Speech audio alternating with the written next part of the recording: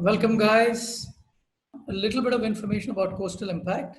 We are an NGO which was established in 2009, and the purpose is marine education, conservation, and research. I also own Barracuda Diving, which is probably India's first mainland recreational diving center. So right now we are doing a project for coral microfragmentation. We also want to do a eDNA project, which now, of course, is stuck because of funding. In the meantime, we are kickstarting a marine awareness campaign throughout India. So we've got quite a few volunteers who have signed on for that. And we're going to be starting with that, doing online presentations to schools with an effort of increasing awareness of the marine space, which unfortunately is out of sight, out of mind of most people. So we are trying to get them to understand what is happening underwater so that they can do something about it. All right, I'm just going to give a little bit of information on Mihir, who is our presenter today. Mihir is a student with IISc, which is Indian Institute of Sciences in Bangalore. He's doing his PhD there at the moment. He will be talking about the work conducted on dolphins, largely in Maharashtra by him and his team. Okay, he's also a part of the UNDP GOIGEF Sindhudurg project, which was a study of dolphins. In particular, the Sindhudurg Cetacean project, which assessed the biodiversity of marine mammals along the Sindhudurg coastline and estimated the population parameters of two coastal cetacean species, namely the Indian Ocean humpback dolphin and the Indo-Pacific Finless porpoise. Good evening, everyone. So I'm going about this as sort of a personal story about how I got into doing what I do. And I'll sprinkle a bit of science on the way. In about 2008, the first time I went to Sindhudurg with BNHS then, I saw dolphins standing right on the fort along the coastline, the Sindhudurg fort, if you guys have heard of it. And I was really surprised. I mean, I never knew there were dolphins in such shallow waters. And when we came back home, we tried Googling for a few papers about what those dolphins were and whether anyone knew anything about them. And at that time, this was my colleague Kate Cizog and I, my wife now. And we found very little information about these dolphins. And surprisingly, the only data came from, stranded animals that had washed up on the shore. And nobody knew where they were found, what they ate, what they did, and all of that. And then we went to a few organizations that we thought would help us research these animals. And everyone was a little hesitant because people think it's really expensive to work on dolphins. But then we came across these two really interesting people, Dipani Sutaria and Vardhan Patankar. And they were like, you know what? You just need the will, not the money to do work. And we started what then went on to become the Sindhudurg Cetacean project. So, as I said, this is the southernmost district in Maharashtra. Sindhudurg. It's about a 120-kilometer coastline. And because these dolphins are in inshore habitat, which is like very coastal habitat and really close to the shore, we figured the best way to do this in a low cost way was to ask fishermen, because there's a lot of fisheries in that area. Talking to fishermen will obviously give us some information.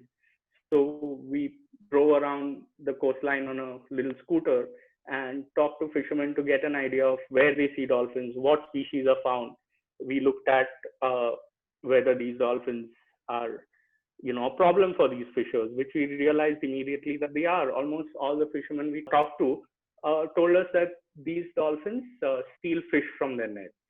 And that is something that we wrote. I mean, our first paper was about the conflict of dolphins and fishermen in this region. We also quickly realized that we couldn't get a lot of ecological information on the dolphins, because for these fishermen, these dolphins are just pests. So they seem to know a lot about the fish that they catch, but they don't seem to know about the ecology or biology of dolphins, obviously, because it's not really economically important to them. So then we realized we had to do some survey, and we got a beat up old boat and, slightly modified it to serve as a survey vessel. And we had a platform in the front, and this is how our survey team generally works. We have 3 observers scanning the front and the 2 sides. We have been using what is called a line transit method.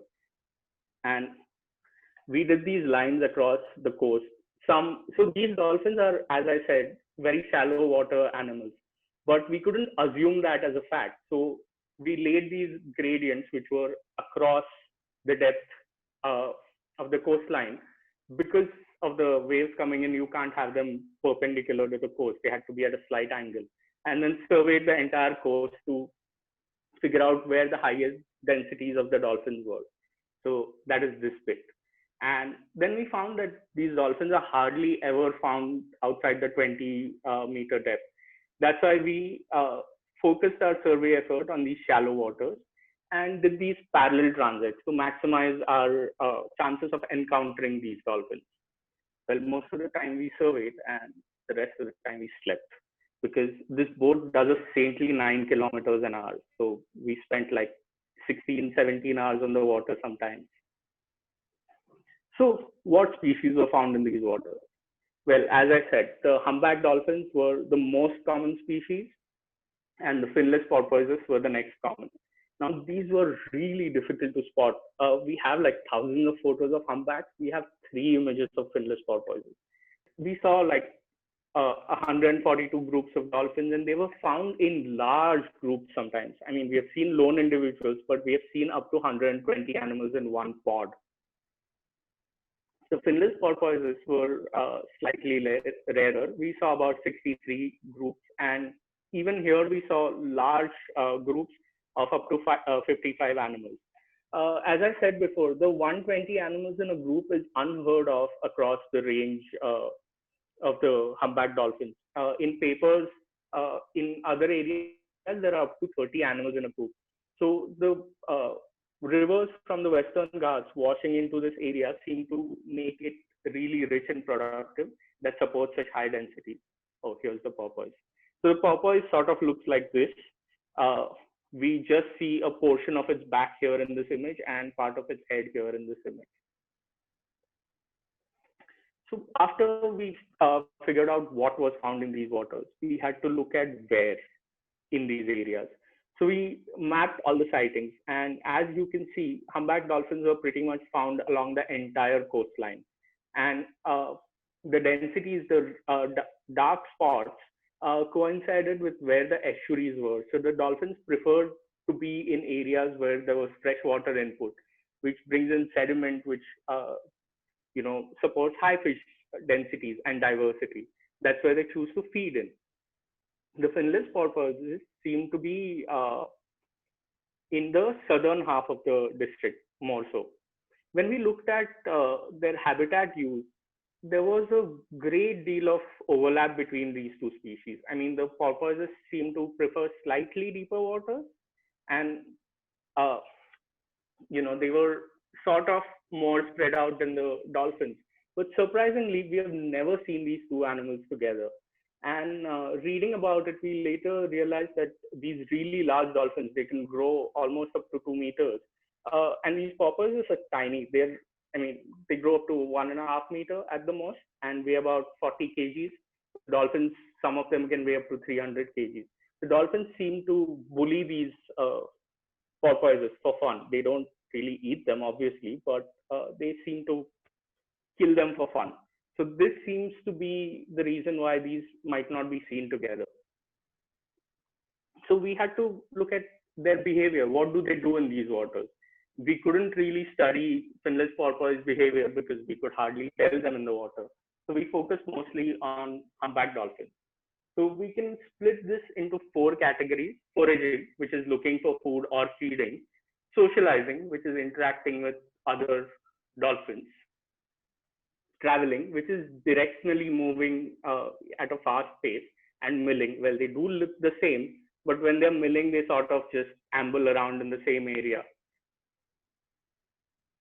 And not surprisingly, the dolphins spent half of their lives looking for food. And the next common activity was socializing.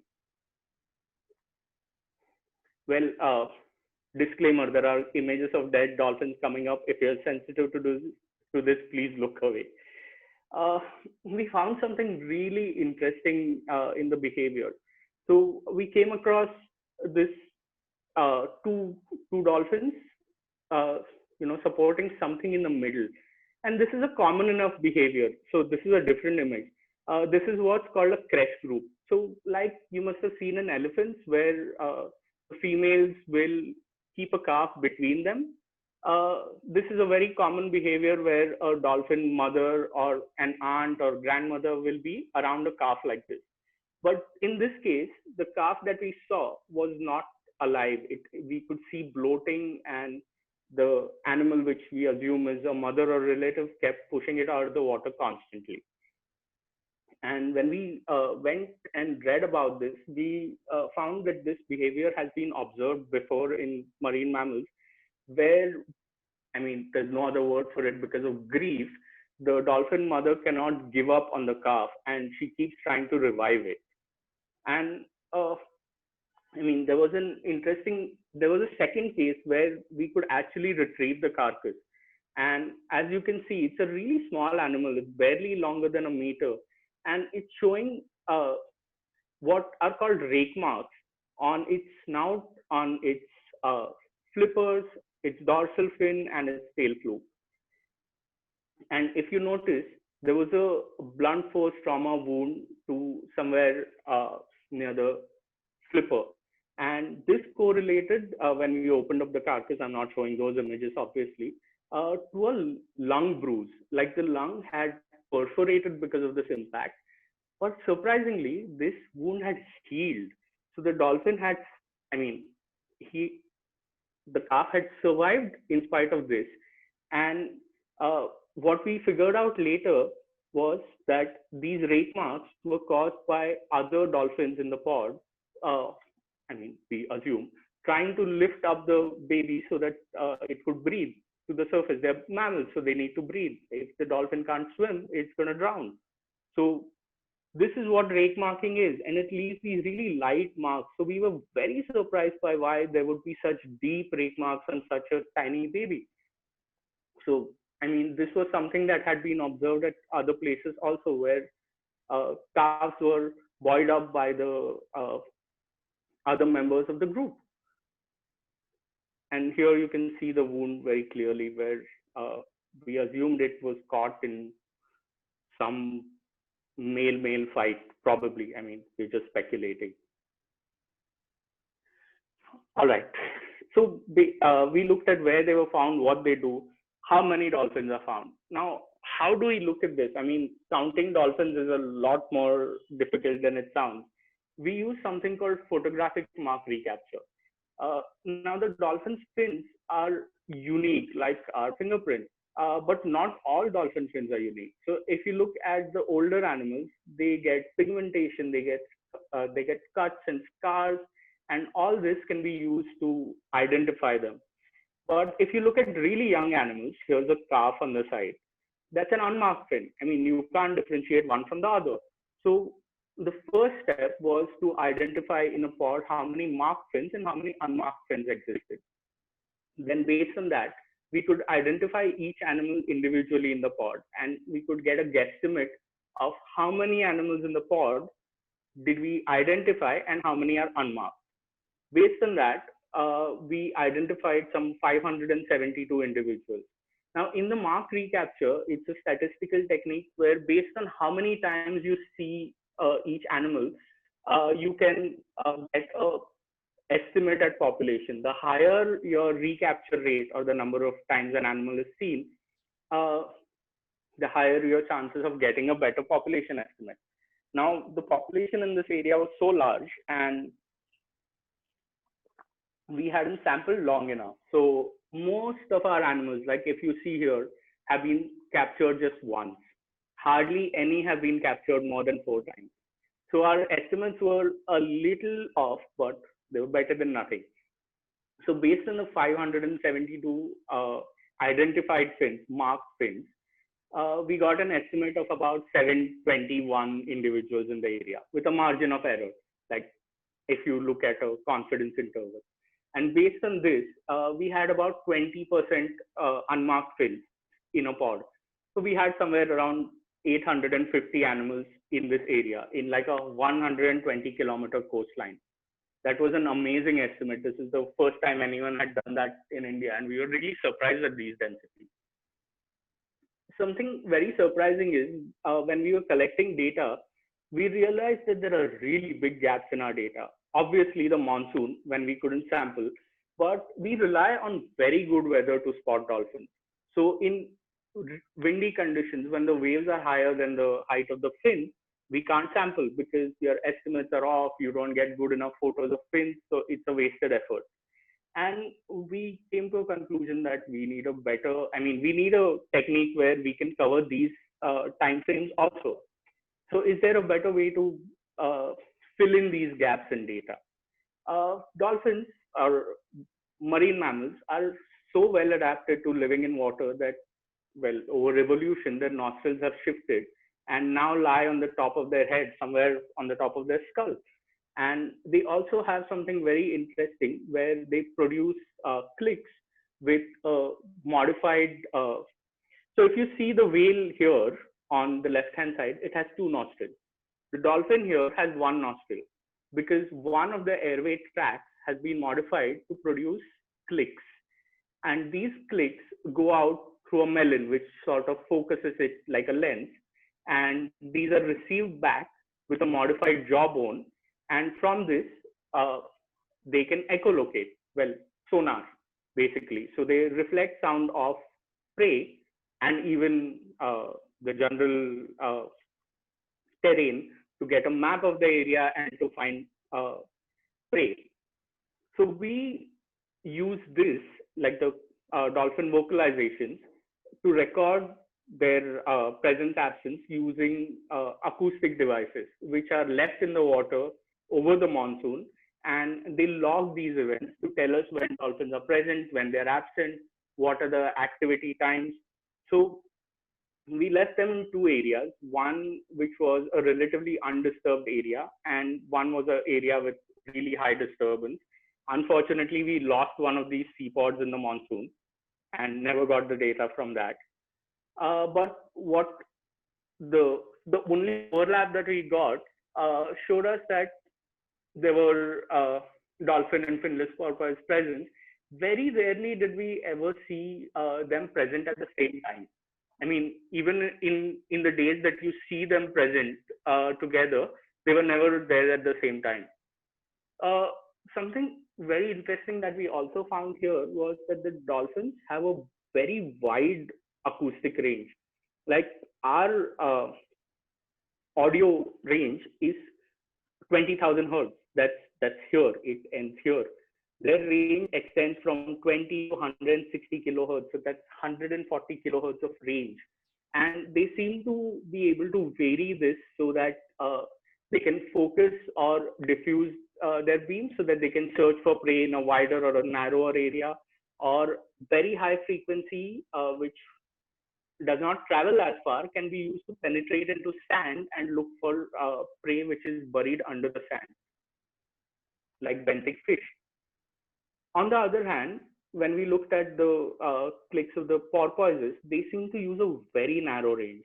Now, studies suggest that this is because they do use acoustics to find prey, but also there is higher predation pressure for them, and they have lost this wider range so as to become more difficult to find for their predators like orcas, which prey on them. As the frequency of the sound increases, it travels less and less farther. So very low frequencies travel farther in the water as opposed to very high frequencies, which sort of attenuate very quickly. This might be because of that. So they can communicate with each other, possibly find prey, but not be found by predators. And we also looked at what times of the day they were active. We've all heard about it that dolphins don't sleep; they switch off half their brains and swim with one half. But when? So we realized that it's really erratic. It's not like there is a certain time of the day when they switch off. There were monthly trends to the data, but when we pulled it all together, it sort of got muddled. There were some peaks and dips, but mostly they were active throughout the day. Now, a colleague of mine, Isha, is looking at exactly this. She's looking looking at dolphin acoustics. Now, there are three kinds of vocalization general that we use, the dolphins use. Clicks, which are really high in the frequency range, are used for finding prey. Whistles are mainly used for communication. They are sort of lower frequency, and there are burst pulses, which which is like a lot of clicks sort of together. So when a dolphin approaches a prey really nearby, it needs more feedback. It needs faster relay of information. So it produces clicks in such close proximity that it looks like a blur uh, on the audiogram.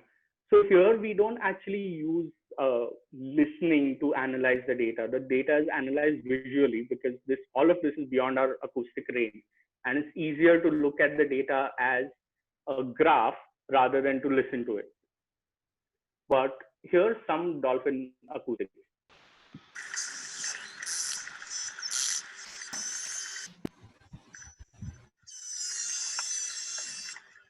These are clicks.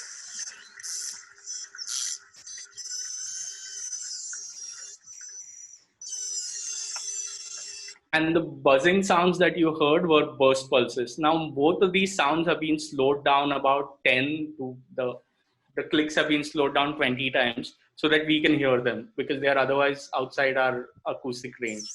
And these are whistles. Yeah. So other than the dolphins and porpoises, what else did we see in these waters? I mean, along with these two species, we also saw blue whales.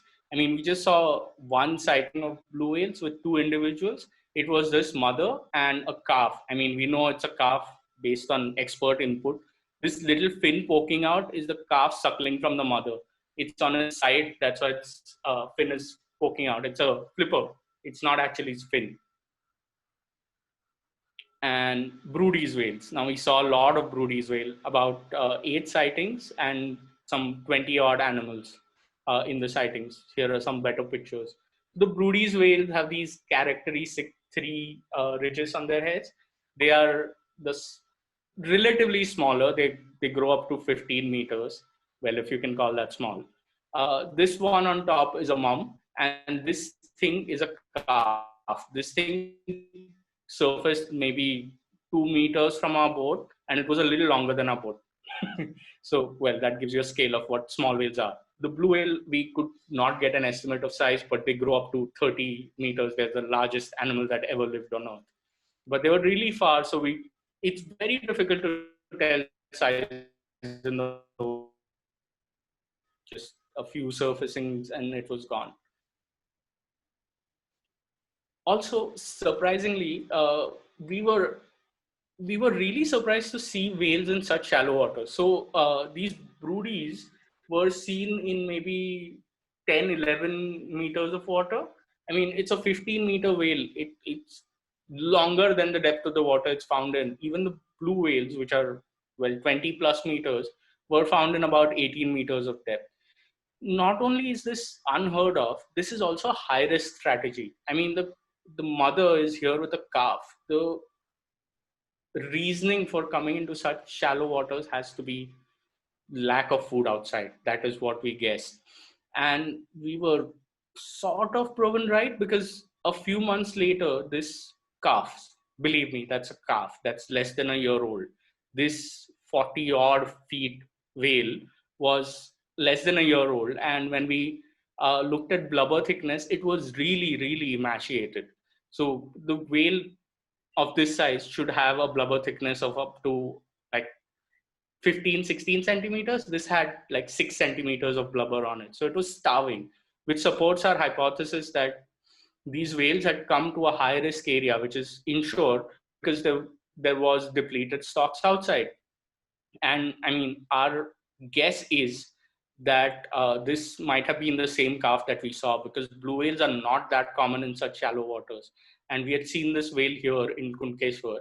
And this is where the calf stranded in Revdanda, which is like 200 kilometers, not that far for a whale to travel in a few days. So from this, we come onto the threats that are faced by these mammals. I mean, they do show high densities, but doesn't mean this area is ideal for them. As I said, there's a lot of fisheries, and these dolphins have learned to forage from nets. I mean, they are really smart animals, and they've come to the conclusion that fish from the nets is easier to catch than to run behind it. And this often leads to a lot of entanglement in gear. But not only is there death, but the nylon can cut through fins like a scalpel. So here we see some dolphins that show damage on their fins. This is a really young animal which at some point had been garroted by a net or some nylon gear and has thankfully survived that. But not all of them were that lucky. This was a really young dolphin. We guess even the teeth haven't erupted. So we guess within a few months of birth, was caught in a rapper net while the rest of the pod was foraging in the net. Not just that, the newly started tourism has become really irresponsible. So there are no guidelines that are being followed, and there are none. So people in boats approach the dolphins really close. And I mean, it might make a really good sighting for these people, but the dolphins get agitated. Now, what we see here, the splashing, is called a tail slap. That's the dolphin slapping its tail on the water as a warning for people to say stay back. But for the tourist, it makes for a good show.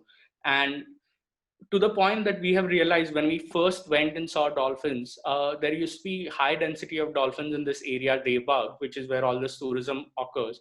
And in the last few years of our surveys, there were hardly any sightings in that region. So they have shifted their feeding grounds away from a really rich area just because of the harassment from tourist boats. Also, this makes changes in their behavior also. There's this very interesting personal example. We don't really name animals, but we do name a few. One of our favorites was this dolphin called Floopy. Well, she has some alphanumeric name, I'm sure, but we call her Floopy. We've been seeing her for the better part of 4 years now. And for the first 2 years, I mean, we can't assign gender till we see the dolphin with a calf.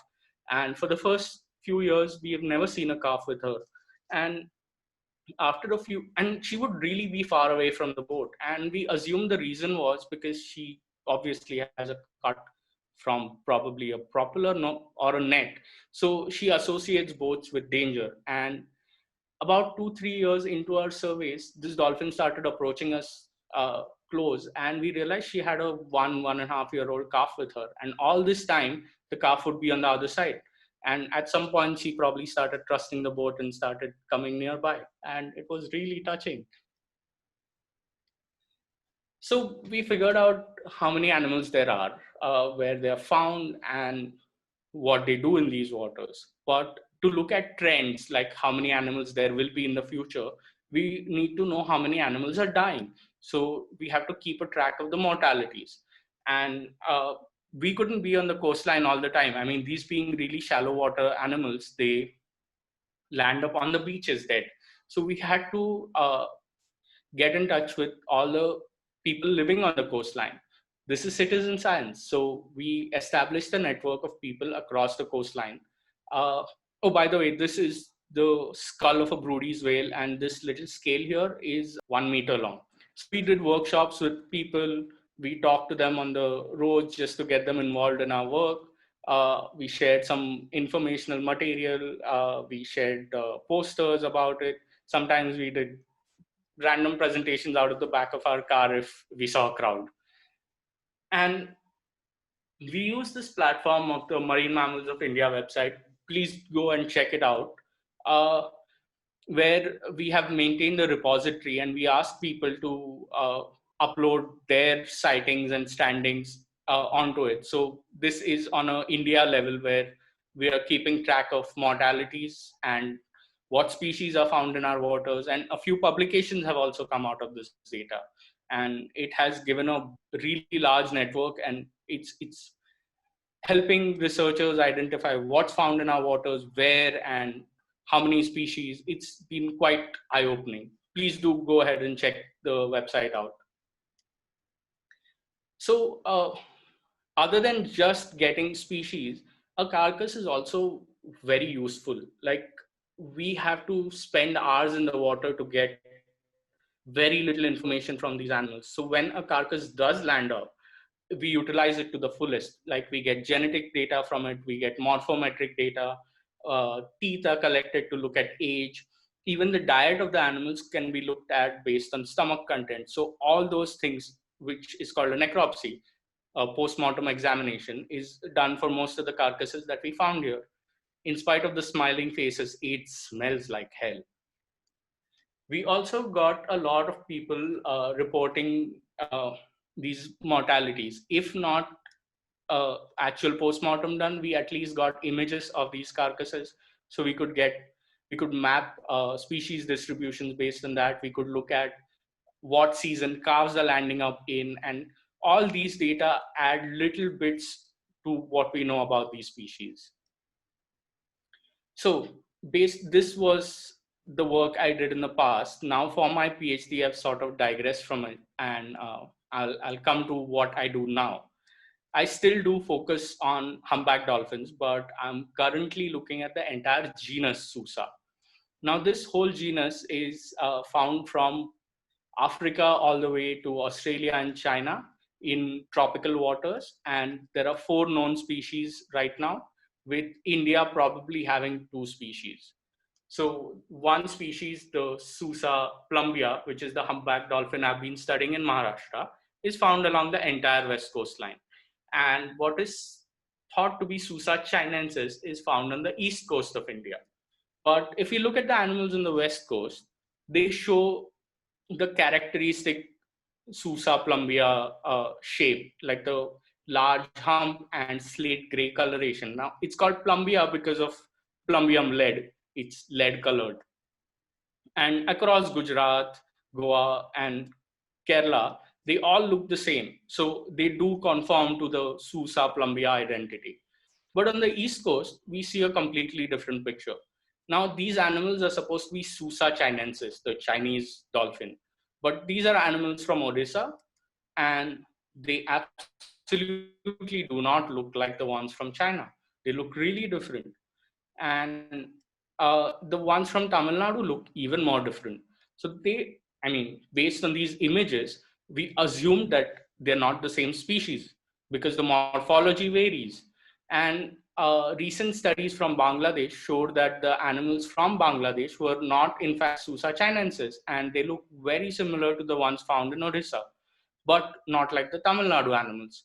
So this was a very interesting research question, which I took up for my PhD. So I'm hypothesizing that on the East Coast, we possibly don't have Sousa chinensis, but 2 probably new species. And that's what I will be looking at using genetics.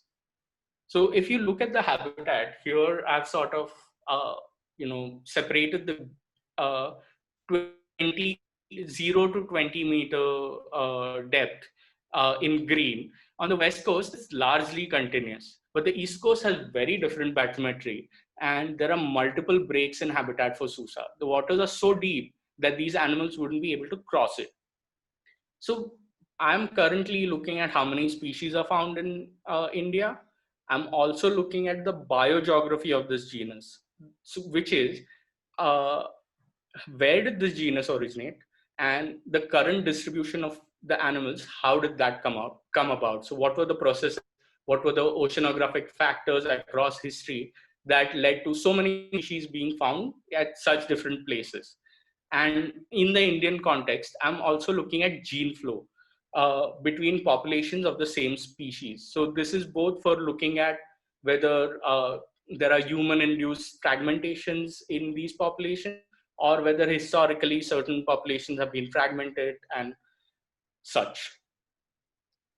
If you want, how can you help? It'd be great if all of you could report sightings and standings that you see on either the WhatsApp groups or on the Marine Mammal of India website. Also, I'd be really happy if you could get in touch with me. I'm looking for samples from carcasses across the coast. I could ship collection kits to you if interested. My contacts are here, and that'd be a lot of help for the PhD.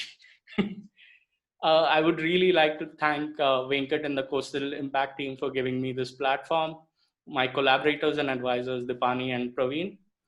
Isha, Ketki, Vardhan, and Nick have been my collaborators, our survey vessel crew, our family in Malvan, and our funders, and my institute. Thank you. Okay, so let's start with the tagging. I mean, tagging is possible, but we want to avoid it because these are Schedule 1 species, which is the highest level of protection. So we don't really want to tag them and risk them. We are hence using all the other methods possible to answer questions that could be answered with tagging. Also, it is really expensive and funds are not easy to get here. On the next questions, do these dolphins migrate? No, they don't migrate because these are resident animals. So you see them year round. Even in the monsoon, they'll be found in the same areas. What is the range of these guys? Because I believe I read somewhere that the bottlenose dolphin has got a range of about 40 square kilometers. It's actually complicated. So the range really depends on habitat richness. It depends on how large the pod is, because the range doesn't depend on a single animal. It depends on the size of the pod. A larger pod will use a larger range. Okay. And a pod will use a smaller range if the area is richer in fish, which is logical. Also, if you look at it linear, like along the coastline, it also depends on the width of the shelf. So in areas like Gujarat, where the shelf is really wide, they seem to need lesser length along the coastline. But in Sindhudurg, where the coast is sort of deeper, I mean, sharper gradient, they use more linear habitat. Our photo ID shows that they use about 60 kilometers of coastline, up and down. 60 to 70 kilometers of coastline. You mentioned that on the east, the dolphins can't cross patches of water deeper than 20 meters. How does this depth affect the... Yeah, humpback dolphins are not... How does an animal that swim be affected by deeper waters? So humpback dolphins are not actually very strong swimmers.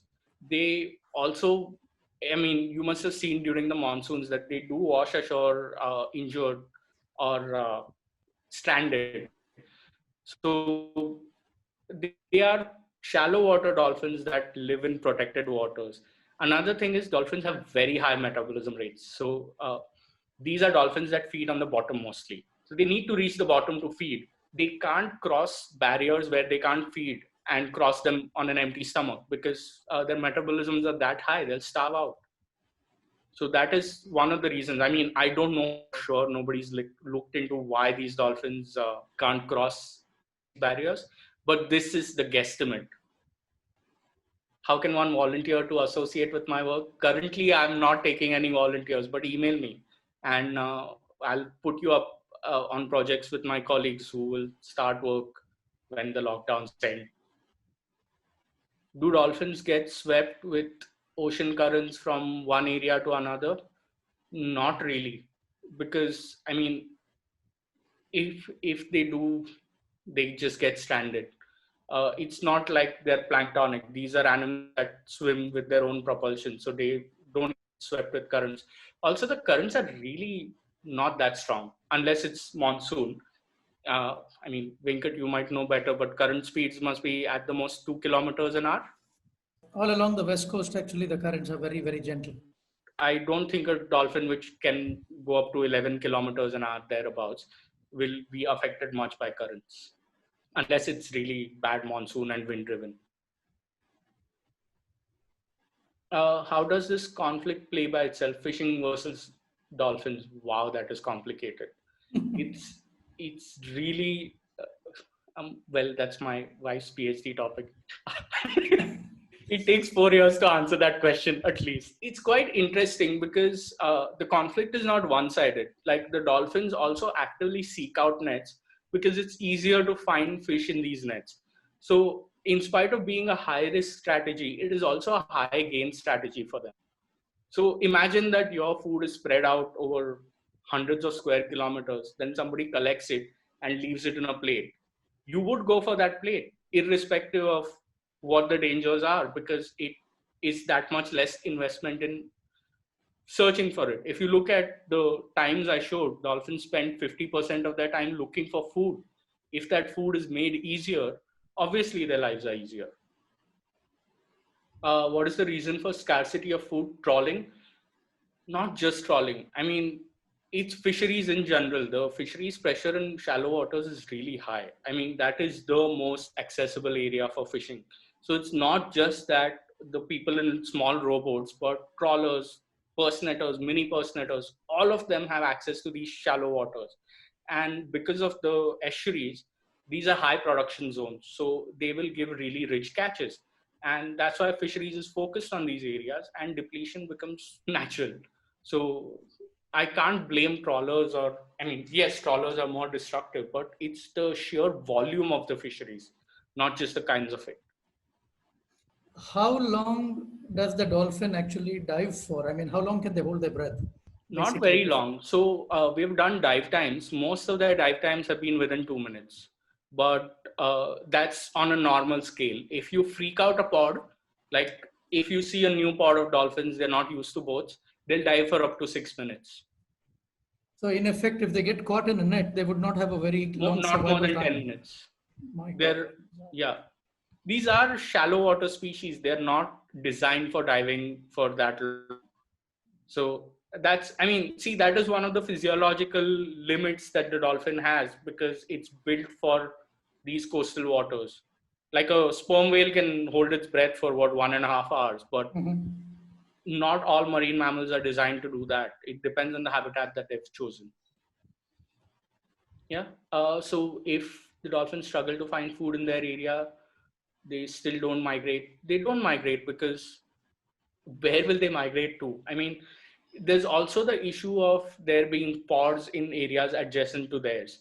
They can't move into deeper waters. They either have to move north or south along the coastline, and then they come into conflict with other pods. I mean, there are cases, there are reports of them moving around from north to south on the east coast, but at least on the west coast, we don't know of any migration happening. So that is something, I mean, that also might have to do with the stability of fish populations and factors like that. Which predators of dolphins have you cited during your work? None. We haven't seen any, but you guys have seen orcas. So the marine mammal hunting, the transient orcas feed on dolphins, but they're not that common in shallow waters. And I mean, it must be really rare events. The major predation was sharks, but we seem to have killed all of them off. So yeah. On the west coast, which all places are prime locations to see dolphins? The whole coastline. I mean, I've seen them from, well, parts of Gujarat, Maharashtra, Karnataka, Kerala, the whole coastline. Goa, yes. I've done surveys in Goa, and yeah, they're found all along the west coast. The next question is, are they found throughout the year or any specific months? Throughout the year, because they're resident and they don't go into deeper waters. So yeah, they're right here. What do you study to get to do fieldwork of conservation of these marine mammals, or are you just studying them? Well, I had a master's in marine biology, and now I'm doing a PhD on genetics. So I've generally been working with some science goal in mind. It was not just for studying them. I mean, some academic goal in mind, let me put it that way. Do you also plan to do research on dolphins in Goa? Yes, I've actually, my study is the entire east and west coast of India. So yeah, Goa is a part of this. I was actually planning my fieldwork sometime during this time. I had completed Gujarat and Maharashtra, but because of the lockdown, I couldn't complete Goa. I'll see you guys, hopefully, when this lifts. Have their phenotype changed in the past centuries? That's very difficult to say. I'm sorry, what is phenotype? I'm lost. So genotype is if you compare the genetics of two animals and they are different, that's a genotype. Like if you sequence something, that's the genotype. But you could have different genes but look similar. That is the phenotype. So phenotype is the external morphology or the appearance of an animal. So if you look at, say, a bulldog, the phenotype has changed from when we started breeding them. You know how if you look at pictures from the 1800s, they look like work dogs. Now they look really different. That's a change in phenotype. I don't know if the genetics has changed much. So it's very difficult to say if the phenotype has changed because there hasn't been that much information from the past. I mean, there are like hardly a few skeletons in museums. It's difficult to say if anything has changed over that time frame. Also, the time frame is 100 years. It's like 4 generations. It's not 100, 150 years at the most. It's not a lot of time for a phenotype of such a large-bodied animal to change. Why killer whale is placed under oceanic dolphin family? Well, whales are not a true taxonomic group. It's just a general term. So killer whales are dolphins because they are in the family Delphinidae. They are quite closely related to the dolphins, Irrawaddy dolphins that are found in Chilka. They are also dolphins, so they are very closely related. They are actually dolphins. That's why they're placed in the dolphin family. I'm interested in aquaculture and in marine mammals, to be precise. I would like to know what are the scopes and courses, and wait, how does aquaculture and marine mammal come together? I mean, I don't know what you want to ask, but there's very little direct courses on this in India. Like we have sort of struggled with it on our own. I mean, I worked for about 8 or 9 years before I joined a PhD. So it's not like anyone is offering a PhD on marine mammals in India. The option would be to look abroad probably, but I'm still not able to connect aquaculture and marine mammals. I've swum off the coast of somewhere with dolphins, and they get quite aggressive during mating. Do you suppose the wounds left in the carcasses are quite common on all of them? Well, that's what we assumed. So we assumed that the little calf was caught in male-to-male combat because the wound pattern looked like a rostrum had hit it head on. It was, well, this is gory, but it had a lung perforation and the whole heart was, the pericardium had bled out. So it's like being punched to death. Really documented, right, that in dolphin families there is infanticide because rival males are known to kill babies to get the female back into season for breeding. It's complicated. That's only in bottlenose though. It's never been reported in humpback. So we think this is more likely to be an accidental death. It's also supported by the fact that there was so much post-mortem care on the carcass. Because in cases where there is infanticide, the male will drag the carcass away. So here, the fact that the carcass wasn't held mid-body, but buoyed up, and that there was survival after a lung perforation, the lung showed scar tissue, we are assuming that this was an accidental death. Do divers ever encounter dolphins? Well, Venkat would be a better person to answer that. I've never actually swum with them. 1998 in Lakshadweep, I was doing a survey for the Lakshadweep government, the tourism department. And me and Karen were so lucky to, at the tail end of the dive, to see a mother and a baby right in the water. So that was one, probably the only encounter. Then we did see them in the Red Sea, but then we were snorkeling and we did manage to see them. With humpback dolphins, they prefer really murky waters. So unless the dolphin is 5 meters away from you, you're not going to see it. I mean, the visibility is not great on our west coast. And from my experience, these dolphins are really skittish. You jump into the water, they'll move away. I mean, we have tried jumping into the water with them multiple times. You can hear them, but you can't see them. I saw them in Kaikoura in New Zealand. Huh. The spinner dolphins, and you actually go out to interact with them, interact as in passively. Yeah. And you get into the water, but as you said, the water is so murky, it's terrible. So I ended up making a fool of myself by vocalizing with my repertoire of clicks and whistles. And I think they thought that there's some idiot in the water. So they came quite close actually. So it was very interesting. Yeah. Yeah. Okay, I have a question about any legends or stories about these dolphins, and what are the perspectives of the locals towards them. So actually the locals just hate these dolphins because there has been a major like generations of conflict between these dolphins. And what our study showed was that if you looked at the attitudes across age class, the older people seem to have a stronger hatred towards these dolphins. And we sort of teased apart the reasons for this, that one is that the older generation grew up with these hand-woven nets. So if you encountered a dolphin, it meant you didn't go fishing for the next 3 days or 4 days, because you had to actually weave the thread out and sew it out. Now, if you have a hole in your net, you buy a patch and it's like 15 minutes. That is one thing. Another is that there was also a government offered bounty for the dolphins till about 66. And so it sort of becomes an official thing that, okay, these are pests, because it's enforced into the minds of the people in that sense. And the later generation started making money off these dolphins because of tourism. So they do lose money from the fisheries, but they also gain money from tourism, the homestays. So there is a bit of softening of that attitude. And we found surprisingly very weird ideas in people's heads about dolphins. So they think that these dolphins live in caves underwater. That's what we had heard. That some said that they use their fins as sails. And there are all these absurd ideas. People think they eat barnacles because these dolphins have all these scars on their rostrums.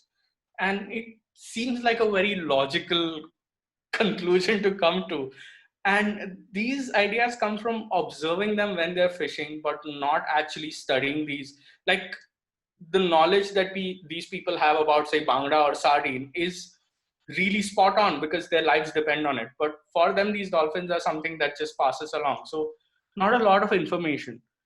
Something interesting was that the whale is revered, not these dolphins, but there is this local deity called the Vetoba, and they talk about this mythological conflict between the sawfish, the saw-toothed shark, and the dolphin and the whale for being the Vahan of this god, and that in this conflict, the whale won. So Devmasa is the Vahan of Vetoba, and that's why there's this offshore temple in Khanderi Underi near Mumbai, just offshore, like it's off Arnala, where the Koli community would offer the beak of the saw-toothed shark to this god, as an offering of the loss of that animal. So that is a very interesting mythological story that came out of here. Spinner dolphin status on the west coast. Well, spinner dolphins are found very rarely because they're offshore dolphins, so we'll get one or two that wash ashore. But I have never actually seen them in shallow waters. I've seen them when I went on an offshore cruise a few times, but never in shallow waters. They're off the continental shelf generally. Well, what are the total number of sounds that a dolphin can produce? Well, it can be classed into three broad categories: whistles, clicks, and burst pulses. So that's about it, but the sounds can be infinite variations of those. Well, what are the steps taken by you in order to conserve these species and reduce the threats caused? I'm not a conservation biologist. I do not aim to be, and I do not even say that I'm conserving them. I only study them. And I have been working with policymakers for quite some time in an advisory capacity. It's their job and mandate to conserve them, but all I can do is provide more information about it. It's also a really complicated issue and not my expertise. I'm more of a pure science researcher. But yeah, the information that I provide can be used for conservation goals. I mean, I'm looking at gene flow and population viability and all those factors, but they can be used to identify populations that need better conservation measures. But what those measures are is really difficult to come up with. So Mihir, just as a follow-up for that, Yeah. who would be the people who are actually doing something about conservation? So, I mean, it gets very murky here. First off, it is the forest department because these are protected species. But if you look at our forest department, they don't have the infrastructure to do anything about the coastline.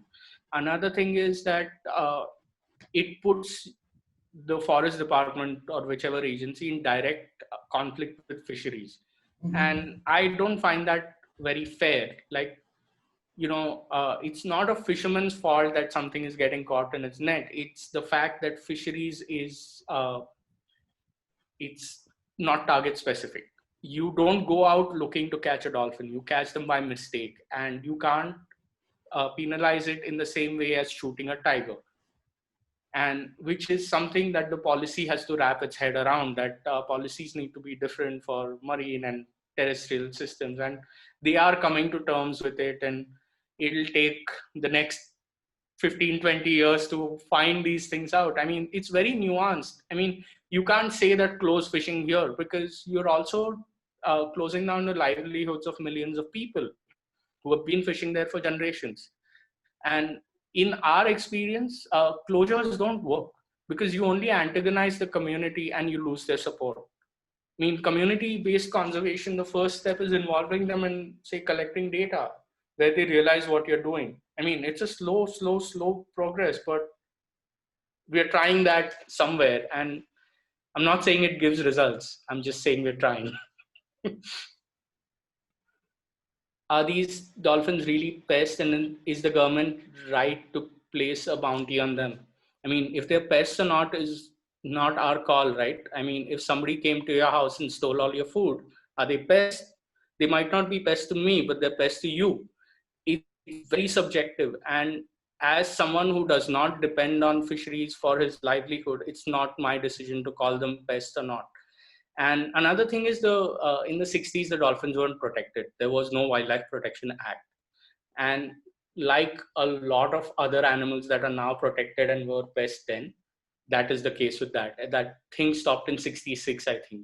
It was a fisheries department bounty. But they're now protected under Schedule 1. I've sighted dolphins on the way from Gateway to Mandwa. Yeah, these are humpback dolphins. They're found in Mumbai waters. A question related to evolution: what are mammals doing in an underwater environment? The ocean is like 75% of the Earth's surface. What are mammals doing in the air? It's the same thing. I mean, there is an open niche, and if you have higher predation risk on land, you move to the water, you start swimming because maybe there are less predators and more food. And that's probably how these animals took to the water. What's very surprising is that you'd think they're related to carnivores, but they evolved from pig or hippo-like mammals. They evolved from even-toed ungulates, which is their closest living relative now is hippopotamus. So these were vegetarians that moved into the water, probably to feed on underwater vegetation, and then realized fish is more tasty. So, well, if you open up a dolphin now, you will find a four-chambered stomach like you see in a ruminant. It's really interesting. Like, unlike a carnivore, which has a single chambered stomach, these animals still retain the four-chambered stomach of herbivores. So, well, evolution is just what opportunities are presented to you at that time and what maximizes your survival. I mean, maybe other groups of mammals tried to evolve into marine organisms and didn't survive, and that's why we don't know about them. Maybe we'll find a fossil of a failed attempt somewhere. But yeah, I mean, this is what I'm quoting a book, but Blind Watchmaker. It's not like there is a trajectory to life. It's very organic and sporadic. I mean, whatever succeeds goes ahead. That's pretty much how it works. When you started researching on dolphins, did you get any help with funding, and from where? So our first funders was this Rough Earth Small Grant. It's a grant that you can write online. Also, we got an Idea Wild, which is a small grant for equipment. Then we were funded by the UNDP. We've been funded by the Maharashtra Forest Department a few times. Currently, I have funds from the Mangrove Foundation. Various grants have been responsible for giving us support throughout the years. Is overfishing an issue, as you say, and then why not educate the fishing community about it? I'm not a fisheries biologist, and it's complicated. I mean, it's really something that has to come from the center. And if they are not allowed to fish in certain areas, or if fishing is reduced, you need to provide livelihood alternatives. It's like farming. I mean, the difference being the farmers plant the crop here, they're depending on wild produce. You can't say stop cutting forests, because farmland also destroys forest. It's for the survival of the human species. So finding that balance is something the whole world is trying to cope with. It's not a straightforward fix. Old sailors' stories say that dolphins have saved sailors who have fallen overboard. Is this plausible? Yeah, possibly. I mean, even I've heard these stories with bottlenose dolphins, but definitely not humpbacks. I don't think humpbacks really like interacting with human beings. The only case I've heard is in Kerala, where people fish from the bunds. They use cast nets, and these dolphins herd the fish towards these bunds, and they give higher catch to the cast netters. But I think it's just a sort of marriage of convenience. The dolphins use the bunds at the same time as the fishermen fish, so it's not like either is looking to support the other. It's just that both working together gives them higher yields. And these dolphins are actually, they can get antagonistic. There are cases of humpback dolphins sitting on divers in Hong Kong, where divers have approached them really close, and these dolphins get threatened and they push them to the bottom. And there have been 2 cases of rib fractures. I think one of the theories which I remember reading relating to these stories where they have come and helped humans, people try to humanize that thing, but I think it's instinctive for them that if an animal in their pod is struggling, they instinctively push them to the surface to breathe. Yeah. And that's what probably comes into place. That was one of the theories that came.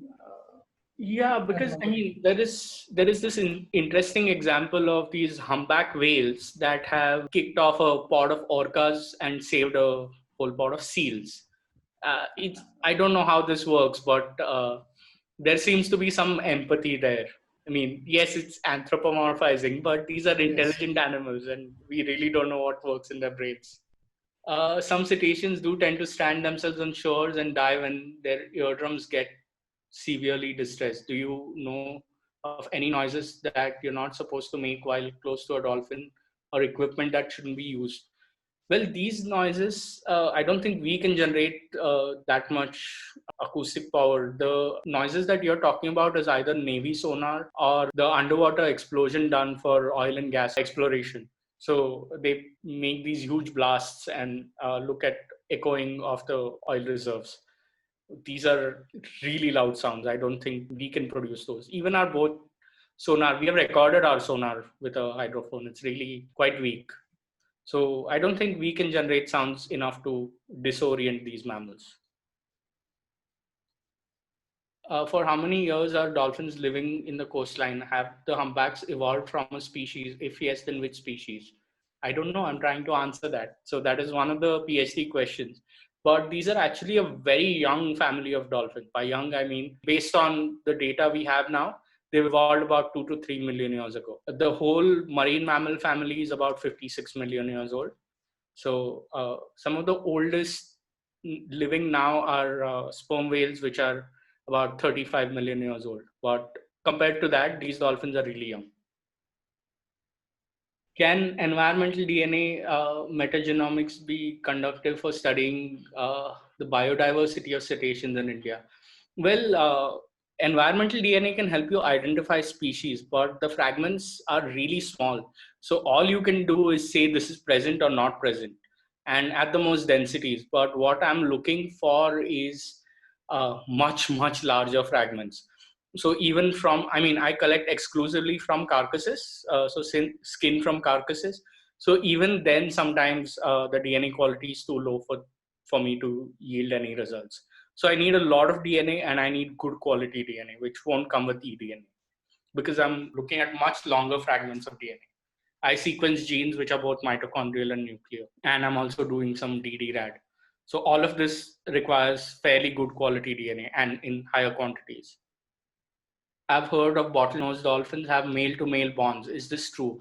Yeah, so it's similar to what you'd see in lions, where I mean, two lions might form sort of this partnership to get better hunting and better access to females. It's been seen in bottlenose dolphins. It's a strategy that they use. Dolphins love the people. Have you experienced that? Definitely not these ones. We did talk about this.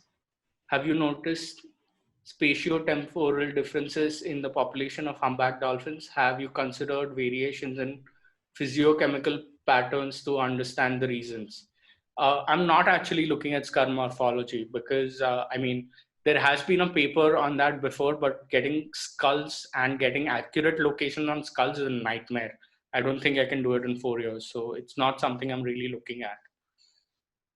Could there be a relation between the East Coast dolphins and the ones seen in the Ganga and the Brahmaputra? Not really. So these are dolphins that are in the delphinid family, which is oceanic dolphins.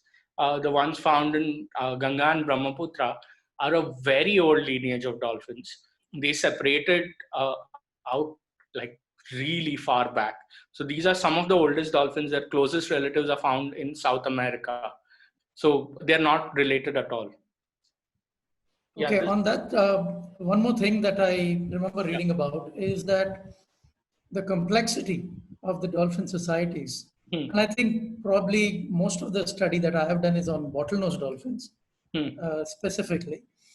And one of the conclusions there was that there is a lot of similarity between dolphin society and humans, in the sense that there is rape, there is homosexuality, there is infanticide, quite a few of the characteristics we share. So I don't know whether you managed to get into that kind of study with the. Not actually. So I'm not actually a behavioral ecologist. I mean, that's not really my. No, but have you heard of such?